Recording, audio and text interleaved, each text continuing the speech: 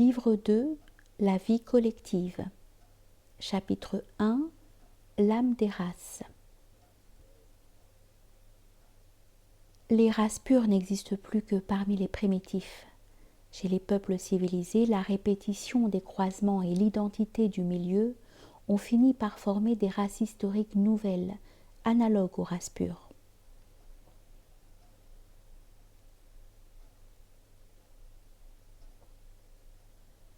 Les caractères psychologiques d'une race historique sont aussi stables que ses caractères anatomiques. Ils se transmettent par l'hérédité avec régularité et constance.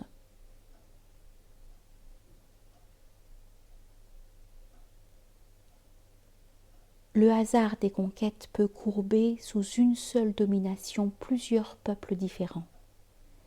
Des siècles de croisements et de conditions d'existence identiques leur sont nécessaires pour acquérir une âme nationale.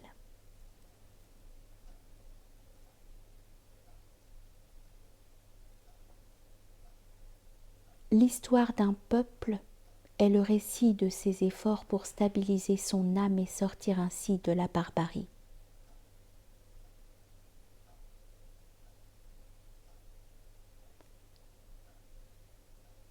La force d'un peuple réside moins dans la puissance de ses armées que dans la communauté de sentiments engendrée par la solidité de son âme nationale. L'âme nationale des Romains leur fit dominer le monde.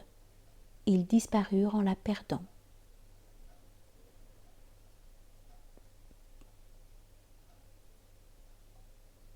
L'évolution régressive étant toujours plus rapide que l'évolution ascendante, les peuples mettent des siècles pour acquérir une certaine structure mentale et la perdent parfois très vite.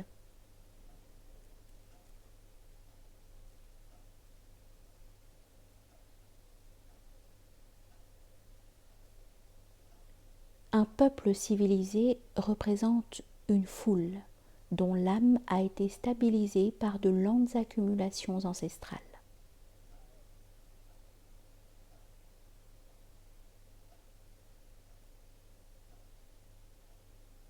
L'âme stable de la race tend toujours à lutter contre l'âme instable de la foule et à limiter ses oscillations. Les foules font les révolutions. L'âme de la race en restreint la durée.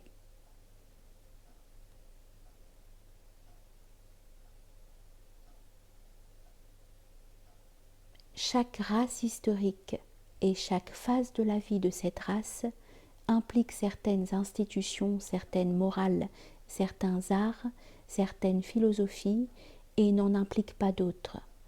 Jamais peuple n'adopta une civilisation étrangère sans la transformer entièrement.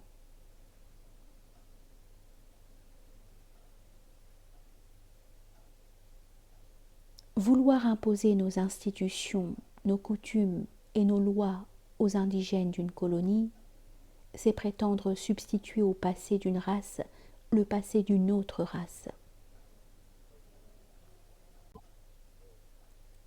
Sans rigidité, l'âme ancestrale ne possède aucune permanence. Sans une certaine malléabilité, elle ne saurait s'adapter aux changements de milieu engendrés par l'évolution de la civilisation et en conséquence progresser.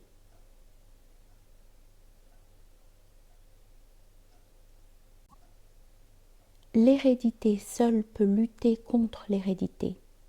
Les croisements entre individus inégaux désagrègent l'âme ancestrale de la race.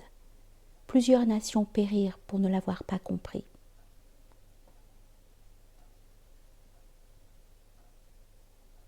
Le patriotisme représente la synthèse des aspirations de l'âme nationale.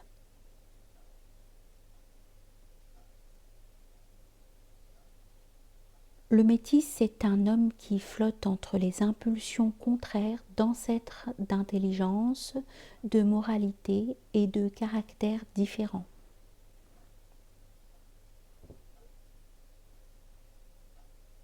Un peuple de métis est ingouvernable.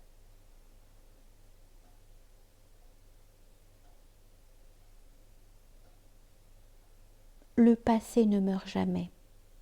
Il vit en nous-mêmes. et constitue le guide le plus sûr de la conduite des individus et des peuples.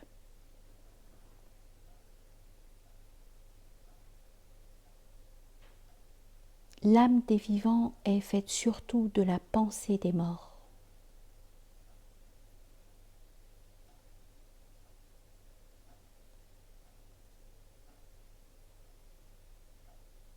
Les morts sont souvent terriblement tyranniques.